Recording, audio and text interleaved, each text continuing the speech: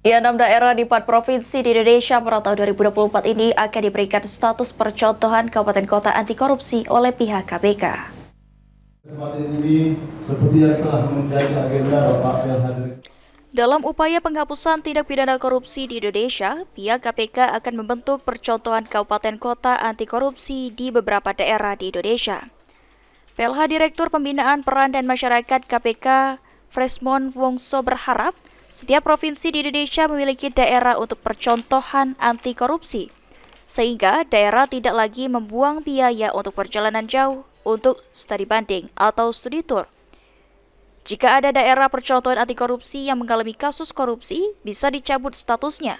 Namun untuk beberapa lama, masa sanksi belum dikaji lebih lanjut.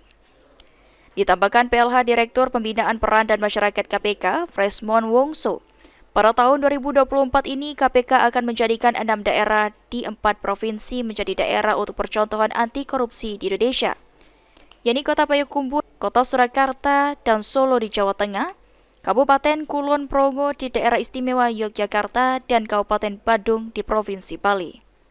Sumatera Barat, Kota Payakumbuh, di Jawa Tengah itu Kota Surakarta Solo, lalu di Daerah Istimewa Yogyakarta itu Kabupaten Kulon Progo, dan yang terakhir adalah Provinsi Bali, itu adalah Kabupaten Badung. Tahun ini yang akan dijadikan. Kalau nanti penilaian dalam 1-2 bulan ke depan kan akan ada penilaian. Kalau nanti memenuhi 6 dari komponen dan 19 indikator yang dijadikan acuan menjadi kota kabupaten anti korupsi. Sandi Pratama, PAL TV.